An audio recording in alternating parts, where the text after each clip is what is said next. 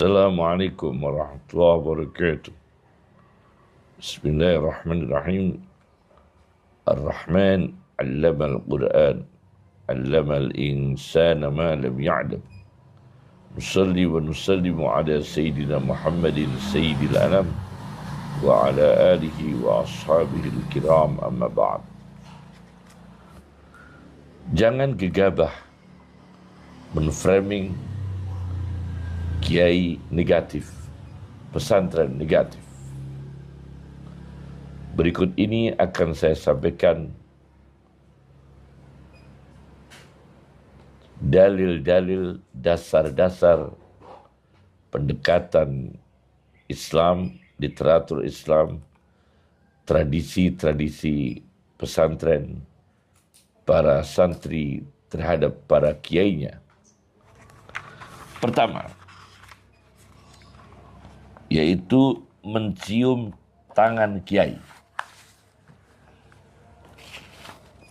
Al-Imam Nawawi mendiskusikan dalam kitab Fatawal Imam An-Nawawi, terbitan Darul Fikr, halaman 50-51.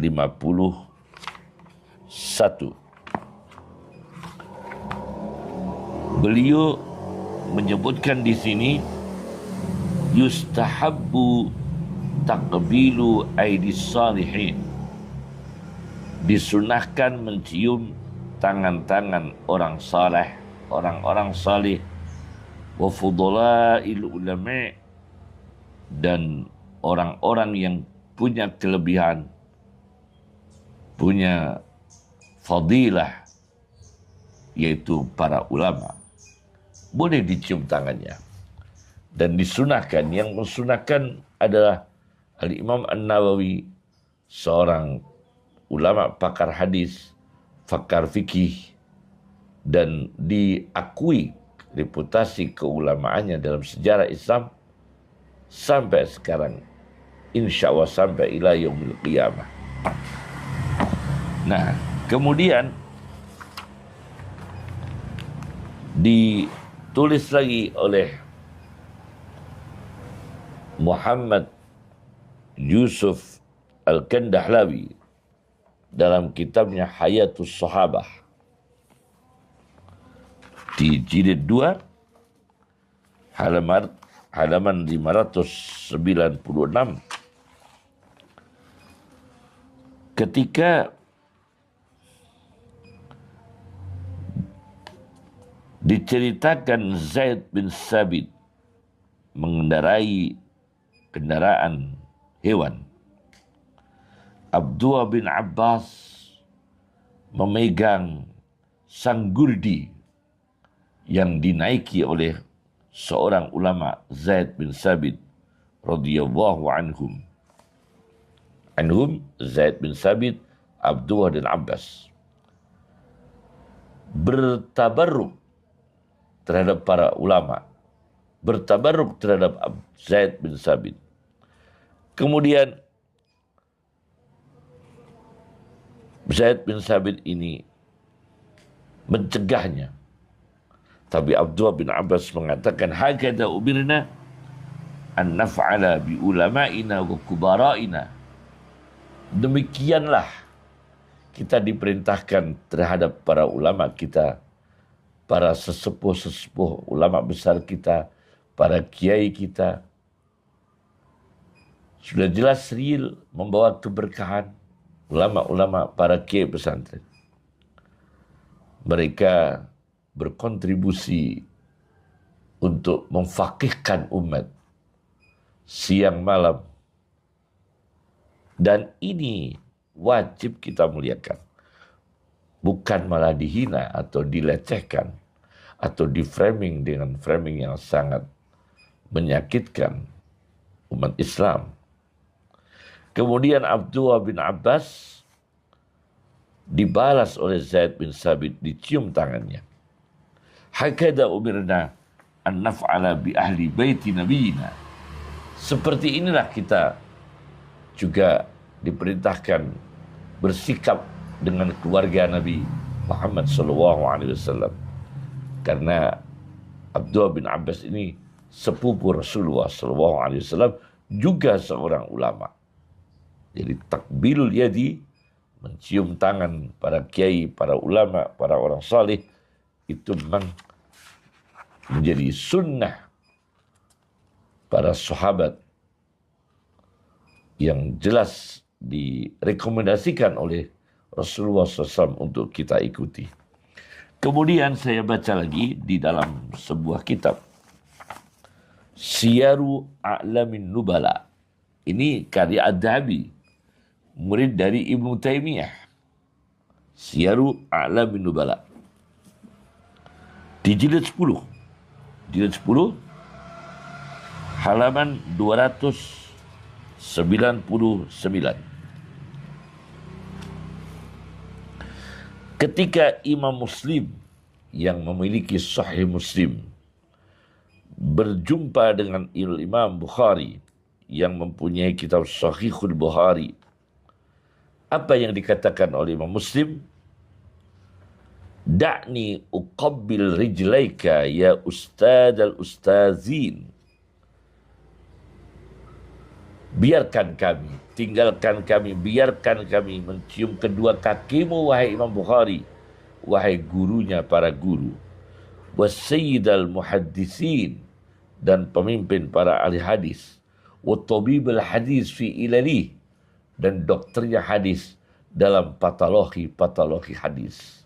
yakni penyakit-penyakit sanad, penyakit-penyakit matnul hadis yang yakni ada maudhu'nya, ada palsunya, ada dhaifnya, ada mungkarnya, ada terbaliknya.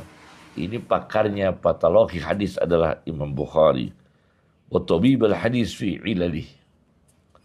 Jadi Imam Muslim saja, tokoh ahli sunnah wal jamaah, minta diizinkan Imam Bukhari untuk mencium kedua kakinya. Ini bukan mengkultus. Dan ini bukan berarti feodalisme. Bukan. Tapi ini bentuk ikram.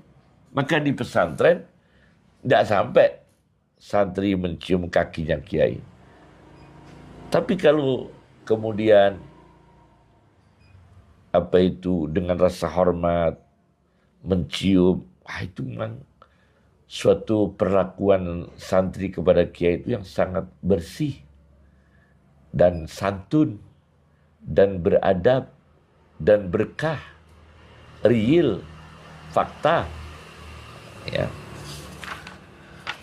Masalah kedua, berdiri menghormat ketika rawuhnya kiai atau bertemu kiai atau kiai sedang rawuh datang, orang-orang berdiri merhormat. Bagaimana ini? Masalah yang kedua, saya lihat di dalam kitab Fatwa Imam An-Nawawi halaman 48, 49. Beliau mengatakan, al-qiyam li ahlil fadli, 48, 49 halamannya, al-qiyam li ahlil fadli wa dawil hukuk, berdiri karena rawuhnya orang-orang yang punya kelebihan seperti para kiai, para pengasuh pesantren, wadawil hukuk, dan orang-orang yang punya hak untuk dihormati, kita berdiri, fadilatun. Itu sifat yang utama. Merupakan kesempurnaan etika manusia. Ala fadilatil, ala sabilil ikram. Atas dasar, atas jalan memuliakan, bukan menyembah. Wa qad ja'at bihi ahaditsus sahihah, dan berdiri untuk menyambut kerawuan orang yang terhormat seperti para kiai, itu banyak di dalam hadis-hadis sahih meriwayatkan tentang perkara itu.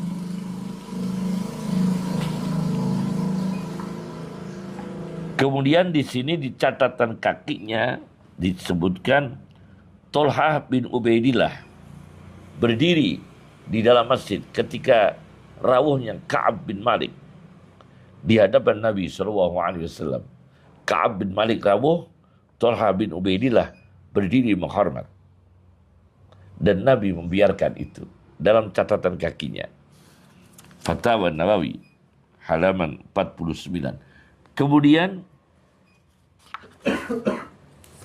saya baca di dalam kitab Sahihul Bukhari, cetakan Darul Fikr, juz 7 ini ya. Cetakan Darul Fikr juz 7. Di sini disebutkan Rasulullah sallallahu alaihi wasallam bersabda ketika Sa'ad datang dan umat, yakni kaumnya Sa'ad, kata Rasulullah SAW, "Qumu ila sayyidikum." Berdirilah kalian menyambut kedatangan kerawuan pemimpin kalian, kiai kalian, ustadz kalian, guru ngaji kalian, muallim kalian di kalangan pesantren. Dan ini justru kalangan pesantren ini memberikan edukasi, contoh yang sesuai dengan sunnah Rasulullah Sallallahu Alaihi Wasallam. Dan etika ini akan membawa dampak psikologis yang bagus. Yakni orang tidak bertipologi egois, tidak bertipologi untuk mencari kehormatan, tetapi dia dilatih untuk menghormat gurunya, supaya ada rasa syukur dengan jasa kebaikan manusia, supaya ada rasa berterima kasih kepada orang yang telah membina, mengasuh, menuntun, menjelaskan ajaran-ajaran Rasulullah SAW kepada santrinya. Sudah semestinya para santri itu menghormat pada kiainya. Jadi itu bukan suatu feodalisme, bukan suatu perbudakan, tapi itu adalah anugerah Allah, kemuliaan para santri, keikhlasan para kiai, keistiqomahan para kiai, itu anugerah Allah. Masalah ketiga, tawadu dan khidmah kepada kiai. Tawadu, rendah hati, berkhidmah, melayani kepada kiai. Saya baca di dalam kitab Ihya Ulumuddin karya Al-Ghazali dengan sarahnya Ithafus Sadah Al-Muttaqin fi Syarhi Ihya'i Ulumuddin karya Muhammad bin Muhammad Al-Husaini Az-Zabidi Murtada Az-Zabidi di jilid 1 halaman 311 312 terbitan Darul Fikr. Di sini disebutkan, kemudian 313 ya, disebutkan di sini tugasnya santri kepada kiainya, kata Al-Ghazali, alla yatakabbaru 'alal ilmi. Tidak sombong dengan ilmu. Tidak sombong, tidak gengsi ya, untuk mengaji para kiai, bahkan mengaji para putranya kiai, para gusnya kiai, dengan tawaduk. Mungkin santrinya akabir ya, lebih sepuh, lebih senior, dididik mau ngaji kepada putra-putra kiai yang secara usia as-saghir, secara kesenioran putra-putra gus-gus ini junior, tetapi para santri ini dilatih untuk tawaduk, akabir, mengaji pada as-saghir. Itu dalam tradisi ulama hadis, riwayatul akabir anil as-saghir. Wala yata'ammara 'alal mu'allim. Di sini di sarah ihya'nya Ithaf, la yasira amiran 'alal mu'allim. tidak mendidik santri memerintah kiai. Bal yulqi ilaihi zimama amrihi bil kulliyah. Santri menyerahkan, melemparkannya, menyerahkan kepada kiai kendali urusannya, kendali perkaranya, bil kulliyah dengan keseluruhan. Fi kulli tafsil, ya, fi kulli tafsil, di dalam semua perkara yang terperinci. Wa yud'ina li nasihatih, dan ditanamkan santri ini tunduk dengan nasihat kiai. Id'an al-marid al-jahil lit-tabib, seperti tunduknya pasien yang awam, tidak tahu apa-apa tentang ilmu medis, tentunya tunduk, patuh, menerima nasihat dokter. Al-musfid, yang kasih sayang. Kiai kasih sayang pada santrinya. Al-hadik, yang cerdas. Wa yanbaghi ay yatawadhu'a li mu'allimihi, kata Imam Ghazali. Santri hendaknya tawaduk kepada kiainya. Wa yatlubas sawab wasyaraf. Wa yatlubas sawab wasyaraf. Santri mencari pahala dan kemuliaan di kemudian hari, di saat itu, di kemudian hari, dan hari-hari berikutnya. Bi khidmatihi, dengan berkhidmah kepada kiainya. Jelas sudah ini, ya. Ini ajaran-ajaran yang mulia. Kemudian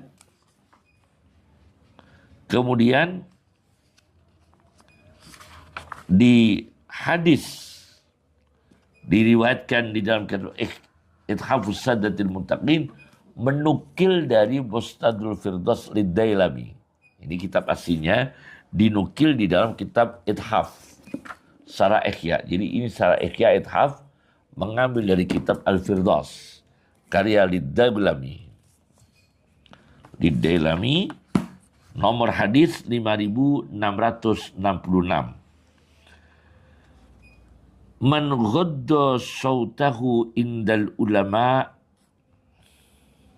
barang siapa yang memejamkan suaranya, yakni melirikkan, pelan, indal ulama, di depan para kiai, para ulama, ja'a yaumal qiyamah ma'alladina imtahanallahu qulubahum littaqwa min ashabi.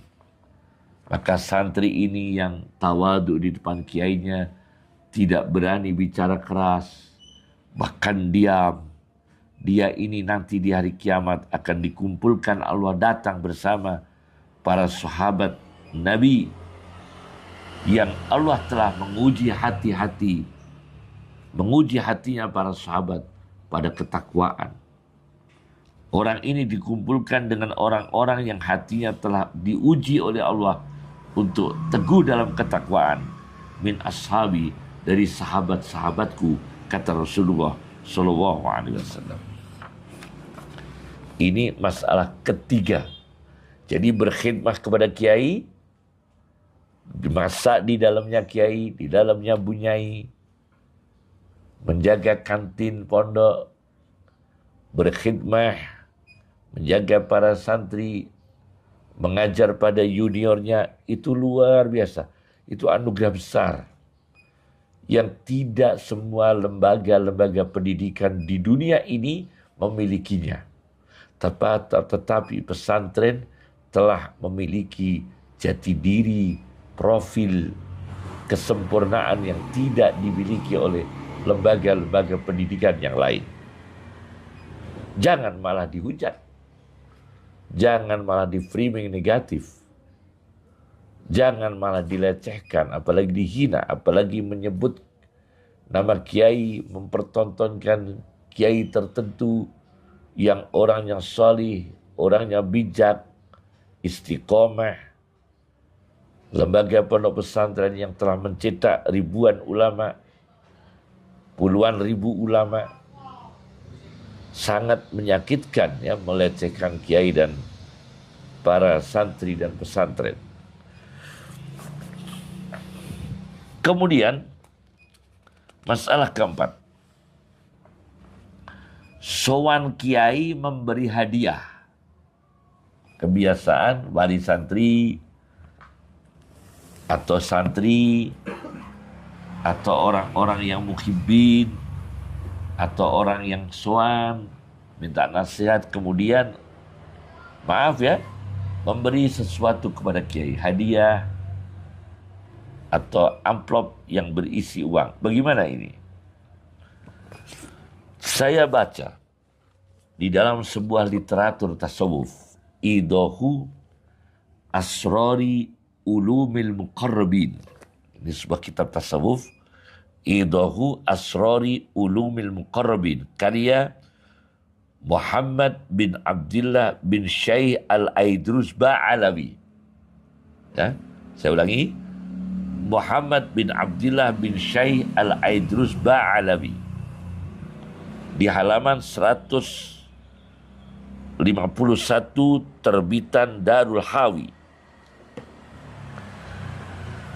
Diceritakan Nabi Musa alaihi salatu wassalam matur kepada Allah, ya Allah, kenapa ya Allah rezeki kami Engkau jadikan melalui tangan-tangan Bani Israel yang awam. Ja'alta rizki hakada ala aidi Bani Israel. Kau jadikan rezekiku seperti ini melalui tangan-tangan Bani Israel. Yuhaddini hada. Pagi-pagi ada yang ngasih saya makanan pagi, atar-ataran kalau dunia pesantren, dari tetangga, dari santri, pagi bawa oleh-oleh ke kiai, yuhaddini hada wa yu'ashini hada, sore, petang, malam datang lagi wali santri, sowan ke kiai, sowan ke Nabi Musa, yuhaddini hada wa yu'ashini hada. Pagi saya ada yang sowan memberi sesuatu pagi hari, sore hari, petang hari, malam hari. Kata Allah Subhanahu wa ta'ala, hakada asna'u bi awliyai. Musa, demikianlah perlakuanku terhadap kekasihku, termasuk para kiai. Ujri arzaqahum ala aidil battalina min khalqi liyujaru fihim.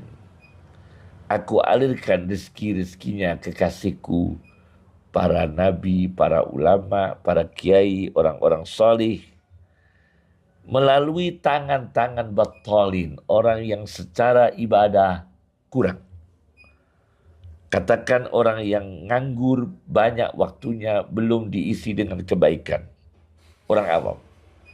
Orang awam agama, wali-walinya santri, orang tua santri yang merasa mereka ini awam, mengantarkan rezeki kepada kiainya melalui tangan mereka. Min khalqi, itu dari makhlukku, kata Allah, makhlukku yang mendesain, yang menskenario Allah sendiri. Liyujaru fihim, supaya mereka muhibbin, mereka orang awam, mereka wali santri, mereka Bani Israel, ikut mendapatkan pahala untuk berkhidmah, menyenangkan para nabinya, menyenangkan para kiainya, supaya mereka juga ikut pahala. Liujaru fihim, itu rahasianya. Ini ada literatur ini. Jadi jangan di framing kiai itu menanamkan santri itu memberi uang, enggak.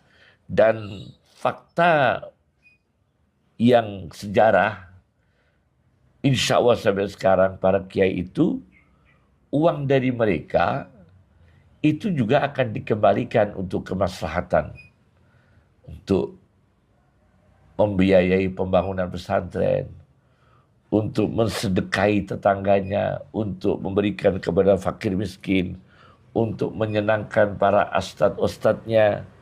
Bahkan banyak sekali para kiai, maaf, ini jarang orang tahu kalau bukan orang pesantren, sering membiayai santrinya, ustadz yang berkhidmat di situ menikah tidak punya biaya.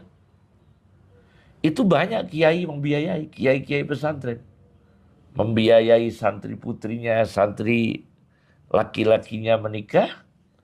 Mereka dari keluarga kurang mampu, kiainya turun tangan, membiayai. Dan itu sering sekali. Para bunyai, para kiai membiayai itu. Jadi rezeki yang diterima oleh para kiai, para bunyai itu insya Allah juga akan dipakai untuk mahasin kebaikan yang dirasakan untuk orang lain. Untuk umat, untuk masjid, untuk madrasah. Belum lagi ustadznya, malah kadang-kadang ada kiai yang saking terima kasihnya kepada ustadznya diumrohkan, dibikinkan rumah, dihajikan. Itu Masya Allah. Orang kalau bukan orang pesantren tidak tahu itu. Jadi jangan ada pemahaman buruk kepada pesantren ya. Kemudian saya baca lagi di dalam sebuah tafsir Qurtubi, Al-Jami' li Ahkamil Quran karya Al-Qurtubi. Di juz 17 halaman 302 ketika ayat 12 surat Al-Mujadilah atau Al-Mujadalah turun, faqaddimu baina yaday najwakum shadaqah. Kalau matur-matur kepada Rasulullah, sowan kepada Rasulullah, maka dahulukan di depan kalian matur-matur kepada Rasulullah, berbisik dengan Rasulullah, shadaqah, yakni memberi sesuatu. Awalnya diharuskan, tapi kemudian tidak diharuskan. Tidak diwajibkan, dimansuh. Tetapi ini pernah sudah diamalkan oleh Sayyidina Ali radhiyallahu anhu. Di sini disebutkan Sayyidina Ali matur kepada Rasulullah dan membawa sowan kepada Rasulullah annahu tasaddaqa bi khatam, yakni dengan membawa ali-ali. Ini bukan sedekah zakat, itu bukan ya. Membawa hadiah ali-ali, cincin ya, dibawa oleh Sayyidina Ali, diberikan kepada Rasulullah SAW. Tapi pada akhirnya para sahabat dengan ekonomi yang sangat sulit, kalau diwajibkan keberatan, akhirnya tidak diwajibkan. Tetapi meskipun tidak diwajibkan, para sahabat masih biasa memberi sesuatu kepada Rasulullah hadiah, menyenangkan Rasulullah hadiah. Itu ajaran Nabi SAW yang kemudian ditanamkan di kalangan pesantren. Luar biasanya. Ini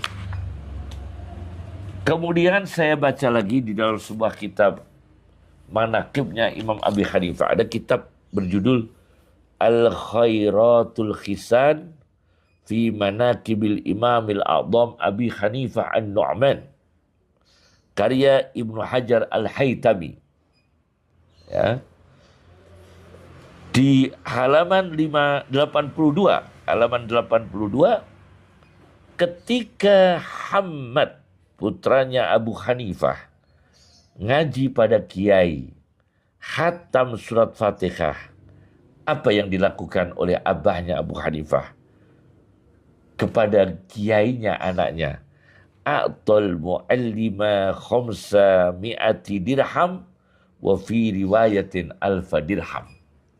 Abu Hanifah memberi amplop, kalau sekarang ya, memberi bisyarah, ya, kegembiraan untuk kiainya yang mengajarkan anaknya Hammad selesai surat Fatihah. Kiainya anaknya dikasih Imam Abu Hanifah 500 dirham. Satu riwayat 1000 dirham. Subhanallah. Kata Abu Hanifah, wallah law kana ma'ana aksaru min dalik. Demi Allah, jika aku punya, bersamaku punya uang lebih dari itu, la dafa'nahu ilaika, aku serahkan kepada engkau kiai. Ta'ziman lil Quran, mengagungkan pelajaran yang diajarkan kiai kepada anaknya, yakni Al-Quran, syariah. pondok-pondok pesantren. Kediri, ada Ploso, ada Lirboyo, Pare, banyak pondok pesantren. Sarang, Kajen, Lasem, Jombang, Banyuwangi, Cirebon, Magelang, banyak pesantren. Para kiainya itu bukan mengajarkan ilmu duniawi, mengajarkannya tafsir Al-Quran, fikih yang digali dari Al-Quran dan Sunnah, sufistik, psikologi jiwa yang bernafaskan Al-Quran dan Sunnah Nabi Sallallahu Alaihi Wasallam. Itu yang diajarkan para kiai. Jadi wajar sekali putra-putra santri, orang tua santri, muhibbin sowan membawa sesuatu, dan mereka itu juga tidak diharuskan memberi. Kesadaran sendiri, keikhlasan sendiri. Kenapa pihak lain itu risih ya, kemudian menframing dengan framing yang negatif, yang sangat buruk. Padahal yang memberi saja tidak ada perasaan apa-apa dengan ikhlas. Ya. Kemudian masalah kelima, ngalap berkah kepada kiai. Nah, ini masalah kelima. Bagaimana ngalap berkahnya kiai? Tabarukan kepada kiai. Santri tabarukan kepada kiai. Saya baca. Pertama, literaturnya orang-orang ahli hadis. Siapa yang tidak kenal kitab ini? Tahdhibul Kamal lil Mizzi. Sebuah kitab besar. Diringkas oleh Ibnu Hajar Al-Asqalani. Tahdhibut Tahdhib. Tahdhibut Tahdhib itu ringkasannya ini. Tahdhibul Kamal lil Mizzi. Yaitu karya Jamaluddin Yusuf Al-Mizzi. Saya bawa di jilid 8. Halaman 13-14. Terbitan Al-Maktabah At-Tijariyah. Dijelaskan di sini Sahal bin Abdillah At-Tustari, seorang ulama besar Sufi, sowan kepada Imam Abi Dawud As-Sijistani yang punya kitab Sunan Abi Dawud, Hafidul Hadis, kebangsaan Afghanistan. Tokoh hadis dari 6 kitab besar hadis nomor 3, Bukhari, Muslim, Abi Dawud. Sahal bin Abdillah datang, rawuh, sowan. Apa yang dilakukan oleh Sahal? Begitu ketemu Imam Abi Dawud,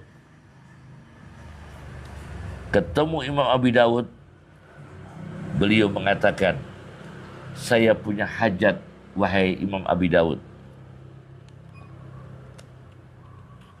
Hajatmu apa? Kata Abi Dawud. Kata Sahal bin Abdillah At-Tustari, saya mau utarakan, kalau engkau kiai, engkau ulama besar, Abi Dawud, alim besar, menjamin akan memenuhi hajatku. Iya, aku penuhi. Naam. Kata Sahal bin Abdillah Tustari, Abi Dawud, Imam Abi Dawud, keluarkan lidahmu. Akhrij ilayya lisanak. Keluarkan kepada saya, di hadapan saya, lidahmu. Alladhi tuhaddisu bihi ahaditha Rasulullah sallallahu alaihi wasallam hatta uqabbilah. Jelujurkan lidahmu, keluarkan di hadapan saya. Karena lidahmu itu setiap waktu menyampaikan hadis-hadis Nabi sallallahu alaihi wasallam. Hatta uqabbilahu. Izinkan aku mencium lidahmu. Lidahmu itu berjalan hadis-hadis Nabi sallallahu alaihi wasallam di lidahmu. Akhirnya fa akhraja ilaihi lisanah. Imam Abi Dawud mengeluarkan lidahnya. Faqabbalah. Sahal bin Abdillah At-Tustari bertabarruk, mencium lidahnya Imam Abi Dawud, karena lidahnya ini tempat berjalannya hadis Nabi sallallahu alaihi wasallam. Pagi-pagi para kiai mengajar tafsir Jalalain, mengajar Ihya Ulumuddin, mengajar Fathul Wahhab, mengajar Hikam, mengajar Riyadhus Shalihin, Sahihul Bukhari, Sahih Muslim, belum ilmu-ilmu sastra, belum ilmu-ilmu alat, belum usul fikihnya. Mereka dengan ikhlas, lidahnya ini lidah tempat berjalannya ilmu para kiai dan para ulama itu. Dan Sahal bin Abdullah At-Tustari ngalap berkah mencium lidahnya Imam Abi Dawud yang punya kitab Sunan Abi Dawud. Luar biasa. Kemudian saya buka lagi dalam kitab karya Khatib Al-Baghdadi yang punya kitab Tarikh Baghdad. Ini sebuah kitab Al-Jami' li Akhlaqir Rawi wa Adabis Sami'. Terbitan Dar Ibn Al-Jauzi. Saya baca di nomor 308. Di sini Imam Syu'bah mengatakan, kuntu idza sami'tu minar rajul al-hadis. Aku apabila mendengar dari seorang kiai satu hadis, kuntu lahu abdan mahayiyah. Aku memperlakukan diriku sebagai budak selama kiaiku hidup. Bukan berarti kiai berbudak, tapi santrinya ini saking ingin khidmahnya. Syu'bah ini orang yang dimuliakan dalam dunia hadis, termasuk rawi-rawi hadis yang terkenal. Aku siap menjadi seperti budak di hadapan guruku yang mengajarkan satu hadis. Subhanallah. Kemudian dia mengatakan lagi, ma ahadun indahu salah satu ahadis. Tidak ada satupun orang yang punya 3 hadis. Illa wa ana abduh. Melainkan aku sebagai budaknya. Hatta yamuta, sehingga dia meninggal dunia. 3 hadis, bayangkan. Berapa ratus hadis yang diajarkan para kiai. Berapa ratus ayat yang diajarkan oleh para kiai. Berapa kali kiai menghatamkan Ihya, menghatamkan Hikam, menghatamkan Riyadhus Shalihin, menghatamkan Muhaddab, belum pelajaran-pelajaran yang lain. Subhanallah. Kemudian saya baca lagi dalam kitab Al-Manhajus Sawi, karya Habib Zain bin Ibrahim bin Smith atau Simit di Madinah. Beliau dalam kitabnya Al-Manhajus Sawi, di sini beliau menceritakan kedua putra Harun Ar-Rasyid, Al-Amin dan Al-Ma'mun. Amin dan Ma'mun itu berlomba siapa yang lebih dulu. Siapa yang lebih dulu memakaikan kedua sandalnya guru Imam Kisai. Jadi Sultan Harun Ar-Rasyid punya anak Amin dan Ma'mun, mengaji pada Imam Al-Kisai. Ini di kitab Al-Manhajus Sawi halaman 217 218.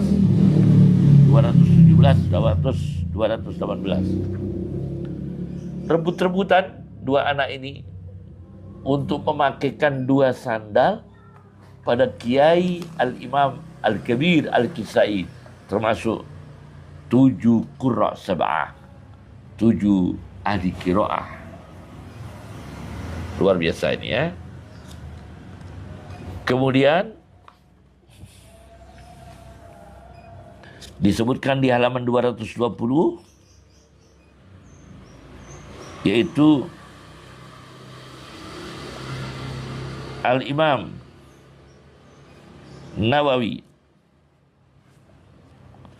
Al-Imam Nawawi itu kalau mau mengaji pada kiainya, perjalanan mengaji, di jalan beliau sedekah. Imam Nawawi yang punya kitab Al-Majmu' Syarah Muhaddab, yang punya kitab Raudatul Talibin, yang punya kitab Syarah Sahih Muslim, yang punya kitab Tahdhibul Asma' wal Lughah, yang punya kitab At-Tibyan fi Adabi Hamalatil Quran, yang punya kitab Riyadhus Shalihin, yang punya kitab Al-Adhkar Nawawi. Beliau ini kalau ngaji kepada gurunya, di jalan beliau sedekah seraya berdoa, Allahumma mastur anni aiba muallimi. Ya Allah, jangan engkau tunjukkan, tutup ya Allah, berikan tabir kekurangan aib guru saya, supaya saya selalu menghormati karena tidak melihat kekurangan guru saya. Hatta la taqa'a aini lahu ala naqisah, supaya mata saya tidak melihat kekurangan guru saya. Nah, coba ini. Ini Imam Nawawi berkhidmat kepada gurunya. Guru punya kekurangan satu, tapi punya 99 kelebihan.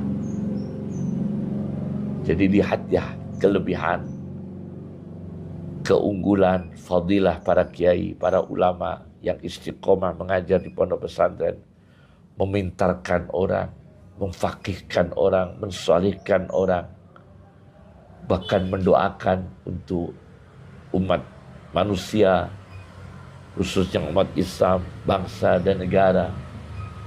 Belum lagi perjuangan-perjuangan pra kemerdekaan yang banyak sekali kontribusi para santri, para kiai yang tidak bisa ditulis dengan tulisan tinta, saking banyaknya yang tidak diketahui siapa mereka, pahlawan-pahlawan yang ikhlas yang tidak dikenal namanya, para santri, belum para kiainya. Subhanallah. Jadi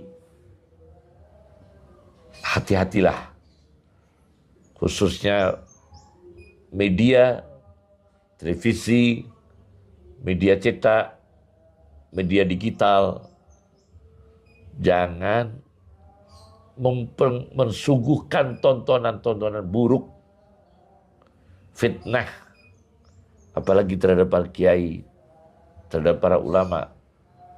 Tontonan yang fitnah, tontonan-tontonan yang melukai hati para ulama, para kiai. Lebih baik TV-TV itu mensiarkan ngajinya pesantren, nasihat para kiai untuk dilihat umat manusia, doanya kiai, zikirnya kiai. Dan kiai pun tidak pernah minta seperti itu, cuma itu lebih manfaat, bukan malah mensuguhkan fitnah-fitnah kepada pesantren dan para kiai. Semoga ini menjadi pelajaran dan menjadi evaluasi. Ya. Assalamualaikum warahmatullahi wabarakatuh.